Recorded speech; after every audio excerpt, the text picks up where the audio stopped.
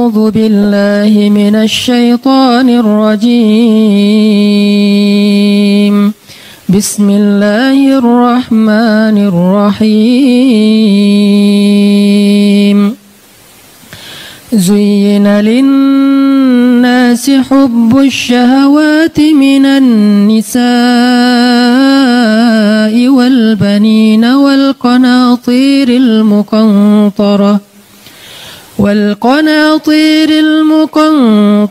من الذهب والفضة والخيل المسومة والأنعام والحرث ذلك متاع الحياة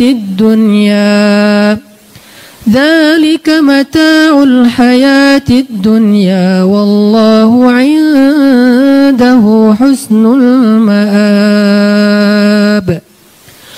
قل أنبئكم بخير من ذلكم للذين اتقوا عند ربهم جنات تجري من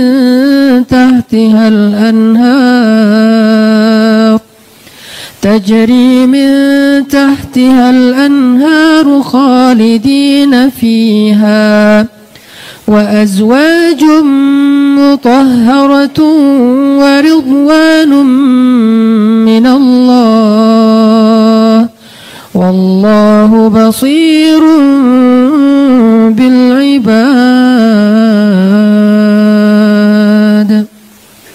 Dijadikan terasa indah dalam pandangan manusia cinta terhadap apa yang diinginkannya berupa istri-istri, anak, harta benda yang bertumpuk dalam bentuk emas dan perak, kuda-kuda yang pilihan, hewan ternak, sawah dan ladang. Itulah kesenangan kehidupan di dunia. Sedangkan di sisi Allah ada tempat kembali yang sangat baik. Katakanlah, maukah aku kabarkan kepada kalian apa yang lebih baik dari semua itu? Bagi orang-orang yang bertakwa telah disediakan di sisi Tuhan mereka surga-surga yang mengalir di bawahnya sungai-sungai. Mereka kekal di dalamnya dan pasangan-pasangan yang suci lagi bersih serta ridha Allah dan Allah Maha melihat keadaan hamba-hambanya. Shadaqallahul azim. Teman-teman yang dirahmati Allah Subhanahu wa taala, mungkin bukan pertama kali kita mendengar ayat ini atau membaca ayat ini. Kadang kita mendengar ceramah tentang ayat ini dari satu khutbah, dari satu tausiah yang biasanya setelah membaca ayat ini seorang ustadz akan menyampaikan angle bahwa ternyata dunia itu gak penting, akhirat itu lebih penting. Kadang-kadang ada sedikit lebih saklek sampai mengatakan jangan cinta dunia, kemudian cinta pasangan, cinta anak, cinta harta, cinta kendaraan yang bagus dan segala macam. Sebagaimana yang ada di ayat 14.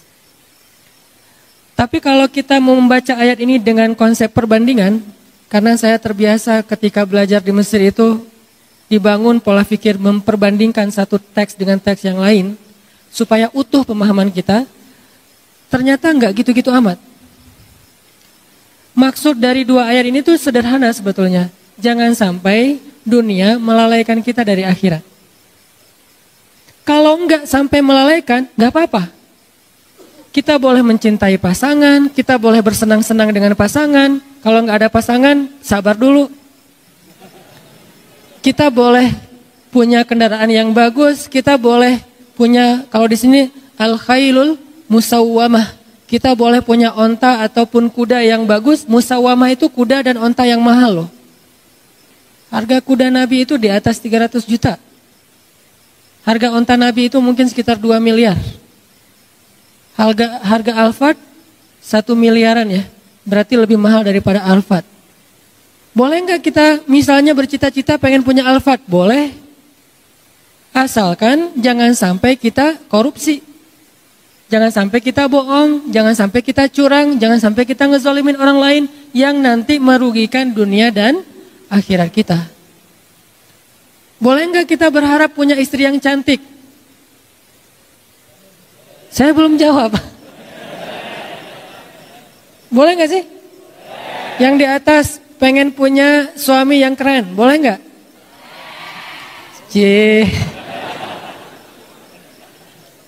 Boleh? Share akun Instagramnya ke belakang, diedit dulu tapi postingannya, yang warnanya gelap diterangin ya. Kenapa boleh? Padahal di dalam ayat ini Allah mengatakan zuyyina linnas hubbus syahawati minan nisa. Dijadikan terasa indah di pandangan manusia itu syahwati minan nisa. Syahwat itu bukan cuma cinta ya, di sini bahasanya terjemahannya halus. Syahwat itu kebutuhan biologis.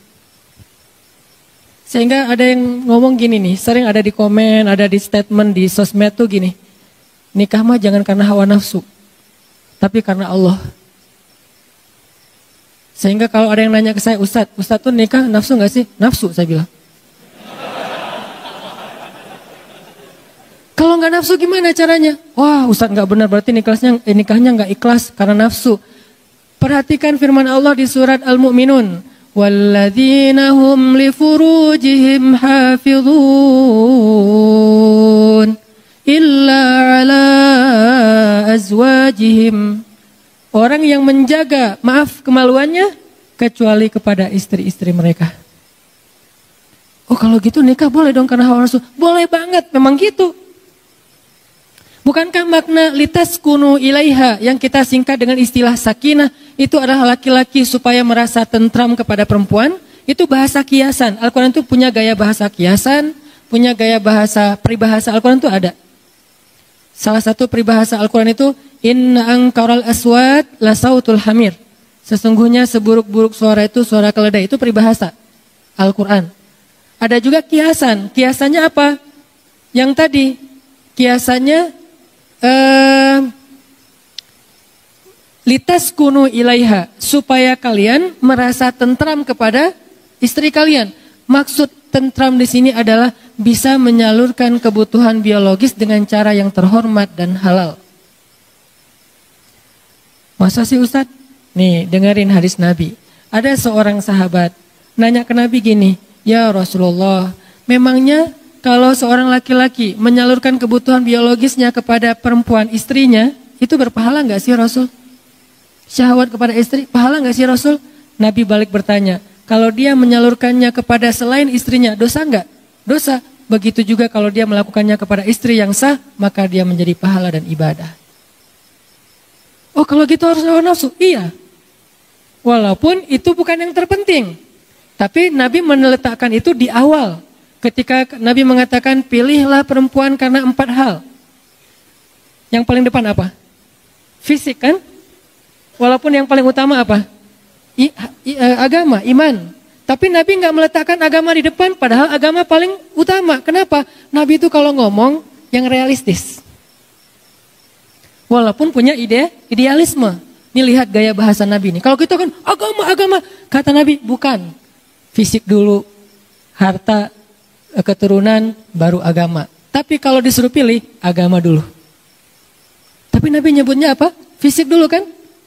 Kan kita nggak tahu seseorang itu soleh atau enggak pas kita baru ketemu, baru lihat akunnya, ketahuan soleh atau enggak ketahuan. Pasti yang pertama kita lihat hasil editan di ngedit semalaman. Wah, Korea banget nih. Korea yang dikasih hijab gitu ya. Boleh nggak kayak gitu? Boleh. Bukankah sahabat pernah mau menikahi seorang cewek, saking terjaganya dia nggak ngelihat calon istrinya. Nabi nanya, kamu udah ngelihat belum wajahnya? Belum ya Rasulullah. Kalau bahasa kita, enggak ya Rasulullah, sama menjaga pandangan. Kata Nabi, jangan gitu, lihat, coba. Nabi kan orangnya realistis. Oh gitu ya Rasul, boleh saya lihat? Boleh. Akhirnya dia stalking. Bahasa sekarang stalking, bahasa hadisnya dia ngintip-ngintip. Kan stalking kan? Dia mengintip-ngintip dari kejauhan mana si cewek lagi keluar dari ruang kuliahnya. Oh itu, Masya Allah, Subhanallah. Saya pikir biasa-biasa aja, ternyata bidadari. Ini artinya dia stalking. Boleh nggak stalking? Boleh, selama postingannya masih aman. Begitu ada yang macam-macam, langsung unfollow. Di blok, jangan, kasihan. Unfollow aja, dan jangan unfollow terus ganti akun, lihat pakai akun yang baru, jangan. Biar nggak ketahuan, bikin 2 akun, 1 akun pencitraan, 1 lagi akun stalking. Enggak, bukan pengalaman. Pernah sih. Ini artinya teman-teman, ternyata dalam hadis boleh kita mencintai istri kita karena nafsu. Tapi itu kan bukan yang terbesar ya porsinya. Tetap ada porsi itu yang realistis lah. Sampai Nabi mengatakan salah satu di antara perbuatan sia-sia tapi berpahala adalah bercanda gurau dengan keluarga, istri dan anak. Nanti kita akan bahas tentang kata Nabi itu, kullu syai'in laisa lahu min dzikrillah fahuwa lahun. Segala sesuatu yang enggak ada unsur zikir di dalamnya itu sia-sia. Illa arba'u khisal, kecuali 4 perkara. 4 perkara ini enggak ada zikir, enggak apa-apa. 4 perkara ini cuman main-main doang, enggak apa-apa. 4 perkara ini senda gurau, enggak apa-apa. 4 perkara ini kata orang cuman sia-sia, enggak apa-apa, malah berpahala. Ada gitu Ustadz yang sia-sia berpahala? Ada, saya emang cari yang kayak gitu-gitu. Ini angle yang jarang dibahas tentang Islam. Biar kita tahu salah satu prinsip Islam itu teman-teman apa? Ayat yuridullahu bikumul yusra wa la yuridu bikumul usra. Ma anzalna alaikal qur'ana litashqa. Itu prinsip Islam. Allah pengen memudahkan kalian. Allah tuh gak pengen nyusahin kalian. Di surat Toha, tidaklah kami menurunkan Al-Quran untuk hanya ngebebanin kamu Muhammad. Enggak. Al-Quran itu tidak diturunkan sebagai beban. Syariat itu bukan sesuatu yang ribet. Justru Islam itu yusr, kemudahan. Salah satu bukti bahwa Islam itu mudah, nikah. Itu bukti banget tuh. Nikah susah atau mudah? Mudah. Yang mempersulit nikah itu calon mertua berkumis tebal. Kalau syariat Allah mah gampang nikah itu, coba bayangin, cuman akad doang kan. Saya terima nikah fulanah binti fulan dengan mahar sekian-sekian. Kata saksi enggak sah. Berarti yang mempersulit bukan Allah tapi saksi. Kenapa saksi mempersulit? Ternyata saksinya mantan. Hati-hati cari saksi ya.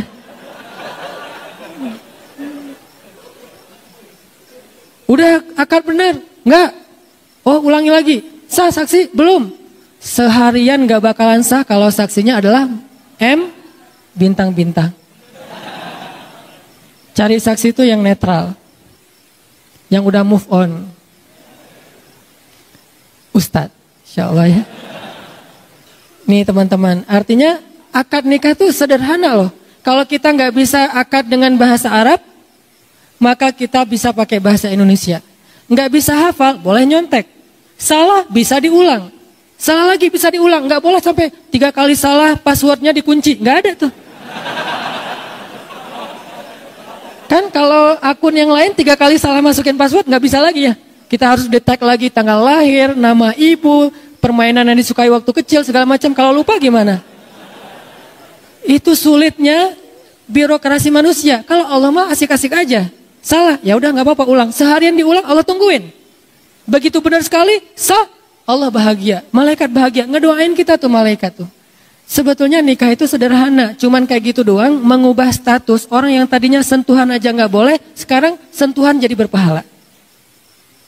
Tadi saling ngelihat tuh nggak boleh, sekarang ngelihat berpahala. Salah satu hobi saya di rumah tuh lihat-lihatan. Maaf ya. Saya tuh kalau di rumah gini aja. Masya Allah. Tuh, wah, saya di rumah alhamdulillah ya.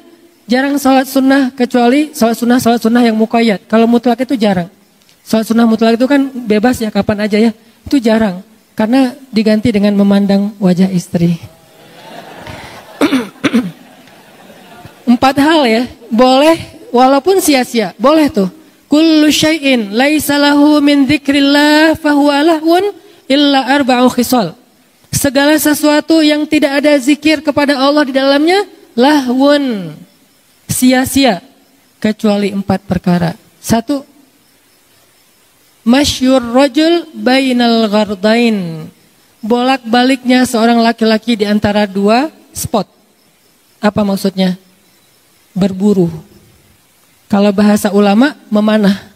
Dari tempat dia memanah sampai target, terus nanti anak panahnya udah sampai di sana dia ambil, balik lagi, manah lagi. Mungkin cuma 1 anak panahnya atau 2, balik lagi, manah lagi, bolak-baliknya. Sambil bercanda gurau, sambil ketawa-ketawa, itu adalah ibadah, bayangin.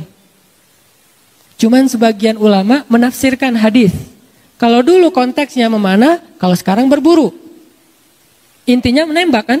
Bisa berburu pakai senapan angin, bisa berburu dengan senjata api, bisa juga latihannya yang kecil-kecil dulu, paintball, airsoft gun. Intinya belajar nembak. Dan itu walaupun ketawa, walaupun bercanda, berpahala, bayangin. Makanya saya bilang, ada main juga dalam Islam. Malah berpahala. Kalau niatnya apa? Karena Allah SWT. Tinggal niat doang yang dirubah. Oh saya pengen belajar nembak nih. Pakai apa? Senapan angin dulu deh. Kan olahraga nih. Nanti gede sebelah gitu. Udah. Atau paintball yang standar-standar dengan niat ukhuwah, silaturahim, mendekatkan kesolidan organisasi. Sekalian belajar sabar, belajar teliti, nanti airsoft gun naik lagi jadi senjata api kalau legal, ada apa mungkin organisasinya, berburu babi, berburu rusa segala macam. Itu bolak-balik antara satu tempat ke tempat yang lain malah berpahala. Bukan hanya itu. Nabi itu pernah jalan dengan Abu Bakar dan Umar bertiga, kan ini segeng ya, soulmate banget nih bertiga. Karena Nabi itu ada sahabat, ada geng. Sahabat Nabi itu Muhajirin dan Ansor. Geng Nabi Abu Bakar dan Umar, itu geng. Biasanya Nabi kalau pengen me time, gak ada yang boleh ketemu Nabi kecuali 2 orang ini. Abu Bakar dan Umar, tambah Utsman 1 lagi. Kayak saya pernah ceritakan, Nabi lagi me time di sebuah sumur. Cuma pengen sendiri aja, terus suruh seorang sahabat jagain pintu sumur, gak boleh masuk. Tiba-tiba datang Abu Bakar, ribut, saya pengen ketemu Nabi. Gak boleh, kata Nabi gak boleh. Sekarang gak ada waktu selfie. Terus kata Nabi, siapa itu ribut-ribut di depan? Kata sahabat yang jagain, itu ini Abu Bakar ya Rasulullah. Kata Rasulullah, izinkan dia masuk, dia itu ahli surga. Masuklah Abu Bakar. Duduk di sebelah Nabi, menjulurkan kakinya ke sumur. Ini sebagai sebuah nubuwah, sebagai sebuah berita bahwa Abu Bakar nanti akan dimakamkan di sebelah Nabi. Terus datang lagi Umar. Saya pengen masuk, gak boleh kata Nabi gak boleh masuk. Tapi saya pengen masuk, saya satu geng sama Nabi, gak boleh pokoknya. Apa itu rame-rame? Ini Umar ya Rasulullah, izinkan dia masuk, dia ahli surga. Masuk aja Umar, saya juga bilang apa, boleh masuk, masuk aja. Ini mah kalau kita ya. Masuk Umar, duduk di sebelah Abu Bakar. Nubuat bahwa Umar akan dimakamkan di sebelah Abu Bakar. Seperti itulah posisinya. Duduk di sumur gitu, bertiga, ngobrol-ngobrol, santai. Apa yang diobrolin? Gak tahu, pokoknya santai aja nih. Kalau kita mungkin lagi ngopi-ngopi gitu, wah ini bagus nih, sifon, ini apa 360 apa segala macam. Gak penting sih yang diomongin. Lagian namanya juga lagi me time. Datang lagi yang ketiga, Utsman. Saya pengen masuk, gak boleh. Saya pengen masuk, gak boleh. Apa itu rame-rame di depan? Ini Utsman ya Rasulullah. Izinkan Utsman masuk, sesungguhnya Utsman adalah sebaik-baik pemuda surga. Lebih daripada Abu Bakar dan Umar istilahnya. Sebaik-baik pemuda surga. Masuk Utsman. Tempat tadi udah penuh. Akhirnya Utsman duduk di seberang. Itu menjadi nubuat, takwil bahwa Utsman akan dimakamkan di Baqi, tidak di sebelah Rasul, Abu Bakar dan Umar. Ini banyak cerita-cerita kayak gini yang jarang kita bahas. Dan angle-nya apa? Oh ternyata Nabi juga ngegeng gitu ya.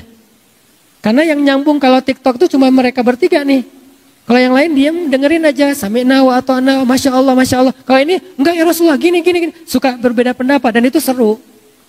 Makanya salah satu yang keren dari pernikahan itu kalau kita bisa chat sama istri kita tuh kadang-kadang rame, debat, tapi setelah itu pelukan, ya. Ini teman-teman, ternyata berburu itu sesuatu yang luar biasa di sisi Allah. Sampai ada hadis Nabi, nanti cek lagi deh. Nabi bilang gini, malaikat itu menyaksikan dua hal. Dua olahraga itu, dua permainan, malaikat menyaksikan. Satu, berburu, kedua, lomba berkuda atau onta. Itu malaikat nonton loh. Bukan cuman malaikat diam, tapi nonton. Bayangin kalau nonton kira-kira kita gimana? Wah, seru gitu kan? Malaikat yusyahid. Arti yusyahid, malaikat ikut nonton acara berburu sama balapan. Jadi kalau dulu konteksnya berkuda beronta, sekarang mungkin BMX, ngetrail, off-road, touring, itu malaikat nonton loh. Arti malaikat nonton, malaikat tuh senang dengan kegiatan-kegiatan kayak gitu. Kalau niatnya karena Allah. Yang dilarang apa menurut ayat 14 surat Ali Imran? Jangan sampai gara-gara itu telat sholat. Itu doang masalahnya. Makanya saya sering bilang, fun itu gak harus nambah dosa. Tetap bisa fun kok. Kita bisa asik, bisa seru tanpa harus nambah dosa. Karena Islam itu luas banget. Sampai kita balapan aja selama gak melanggar lalu lintas, malaikat nyaksiin. Kita berburu, malaikat ikut nonton. Mana? Malaikat ikut nonton. Makanya Nabi pernah jalan bertiga nih. Rasul, Abu Bakar, Umar jalan bertiga. Lewat orang yang lagi manah. Terus ada satu laki-laki pas mau manah gitu dia bersumpah. Demi Allah ini akan kena sasaran. Kan orang Arab kalau ngomong tuh suka wallahi ya. Wallahi ini akan kena sasaran. Wallahi ini akan kena sasaran. Ternyata meleset. Kata Abu Bakar, dia sih sumpah. Berarti gak kena sasaran tuh berarti dia harus bayar kifarat sumpah. Kata Nabi, sumpah dalam masalah memanah maka itu dimaafkan. Sampai segitunya, sahabat saking seriusnya pengen kena sasaran tuh, dapat poin yang paling gede di tengah, dia sampai sumpah, demi Allah ini kena nih. Ternyata meleset, kata Abu Bakar yang lewat, dia sih udah terlanjur sumpah, meleset berarti dia harus bayar denda, kifarat sumpah. Kata Nabi, sumpah dalam memanah dimaafin. Menunjukkan gimana mudahnya Islam memberi ruang untuk orang main. Jadi kalau kita berburu, ini kena nih, demi Allah ini kena nih. Tapi jangan dimain-mainin ya, karena dia serius nih. Ini kena nih demi Allah, nggak kena. Wah lu udah sumpah tuh, bayar tuh kifarat. Bayar kifarat sumpah kan lumayan gede tuh. Berpuasa atau kasih makan orang miskin, ternyata khusus buat latihan atau bermain. Kalau saya lebih menyebutnya bermain ya, walaupun maksudnya berlatih, itu dimaafin coba. Maka kata Nabi, di antara 4 yang main-main tapi berpahala, yang nomor satunya berburu. Nomor dua, seorang laki-laki yang melatih kuda atau ontanya. Melatih kuda atau melatih onta. Bukan berkuda doang, melatih. Jadi kuda itu kan bukan hanya dipakai untuk ditunggangin ya. Dia juga dilatih kayak kalau orang barat tuh ngelatih anjingnya biar sehat, pagi lari, sore lari gitu. Kita ngelatih kuda sama onta itu berpahala. Yang ketiga, orang yang menyiapkannya.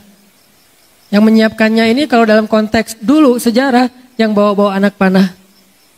Kalau sekarang dalam konteks sniper modern kan ada 2 orang ya. Satu yang nembak, satu lagi yang apa itu istilahnya itu. Ya gitu deh.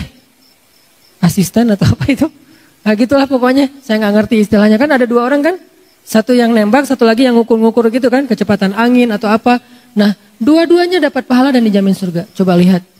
Betapa luar biasanya Islam, sampai yang kayak gini-gini diatur. Kalau kita selama ini memandang Islam itu sempit, pasti karena pemahaman kita, bukan karena Islam itu sempit. Kadang ada orang ngapain sih kayak gitu-gitu, ini apa manfaatnya, ini tujuannya apa, ini kok sia-sia segala macam. Kenapa saya kadang-kadang komen baca lagi? Kenapa?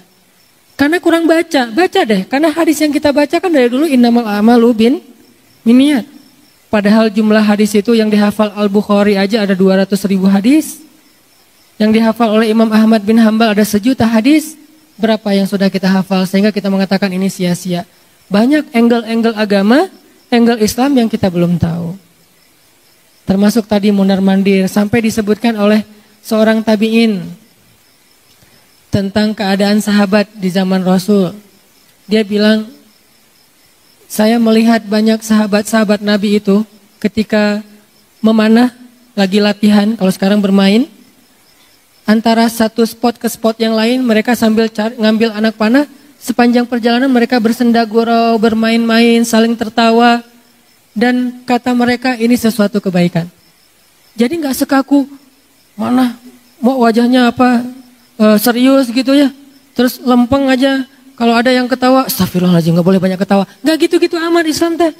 Tapi kan ada hadis Nabi yang mengatakan, kalau kalian ngelihat apa yang aku lihat, kalian akan sedikit tertawa dan banyak menangis. Hadis ini harus dibandingkan dengan hadis yang lain. Kenapa itu boleh ketawa, kenapa ini gak boleh? Menunjukkan bahwa konteksnya ada sahabat ketawanya gak penting. Ketawanya itu kebanyakan, ketawanya itu sesuatu yang sifatnya sia-sia.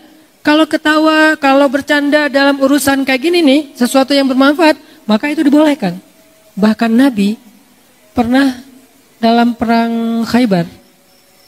Perang Khaybar tuh Nabi tuh dalam satu perjalanan tiba-tiba beliau nanya, saya lupa namanya nanti cek lagi. Mana Fulan bin Fulan? Siapa yang ditanya sama Nabi? Seorang sahabat yang dia itu pintar mencairkan suasana. Keahlian dia itu dia kayak stand up comedy gitu, tapi positif. Dia tuh kalau ada di tengah-tengah sahabat yang lain, itu semuanya jadi suasananya tuh jadi cair, keadaannya jadi nyaman, ucapannya tuh renyah. Sehingga Nabi itu nanya dia ketika dalam perjalanan Khaybar, kenapa? Karena perjalanan Khaybar ini cukup menegangkan. Para sahabat itu agak-agak khawatir gitu, soalnya perjalanannya kan sebelum subuh, kabut, mau ngepung benteng Khaybar. Benteng Khaybar itu bertingkat-tingkat. Sahabat tegang. Dalam kondisi kayak gitu, Nabi nanya, mana Fulan bin Fulan? Supaya apa? Supaya dia bisa lucu di depan kita, terus kita jadi santai gitu. Coba lihat. Ternyata yang punya semangat humoris, yang punya bakat ngejok gitu, itu ternyata di antara sahabat dibutuhin juga tuh. Walaupun jumlahnya nggak banyak. Jangan semua sahabat jadi komik ya, mungkin 1-2 gitu. Ada porsinya. Yang jelas hal yang kayak gitu diapresiasi dalam Islam selama masih positif. Nggak mencela agama, nggak sara, nggak dusta. Nah selama masih positif, itu sesuatu yang diapresiasi dalam Islam. Jadi profesi sebagai seorang entertainer dalam Islam kadang dibutuhin loh. Dalam kondisi-kondisi tertentu. Makanya kadang-kadang ada teman-teman dari organisasi kemanusiaan tuh, kalau pergi ke Palestina, pergi ke kamp pengungsian di Suriah tuh, kerjaan mereka tuh bukan cuman bagi-bagiin obat, pangan gitu, enggak. Kadang-kadang cuman menghibur, kayak kita misalnya ada korban bencana alam gitu kan ya. Bikin kayak playground buat anak kecil, terus bikin games dan segala macam. Oh, ini aktivis gak penting banget sih, datang-datang cuma menghibur doang, bukan nyuruh ngaji, bukan nyuruh zikir, sholat. Itu juga ya, yang ini juga ya, gak ada masalah di antara satu dengan yang lain. Kenapa sih kita parsial banget tentang Islam? Seolah-olah satu bagian itu mulia, yang lain hina. Bukankah mereka juga butuh dihibur supaya trauma psikis mereka itu terobati? Dan Nabi melakukan itu dalam perang Khaybar. Ini menunjukkan main dalam Islam itu ada porsi. Walaupun porsinya gak boleh ngalahin ibadah, tapi ada porsinya. Seorang entertainer dalam Islam itu diberikan penghargaan oleh Nabi. Sampai Nabi nanya, di mana dia? Dan luar biasanya lagi, sahabat yang tadi ditanya sama Nabi ternyata hadir, saya Rasulullah. Terus Nabi nyuruh dia di sebelah Nabi nyuruh dia bicara sehingga yang lain terhibur.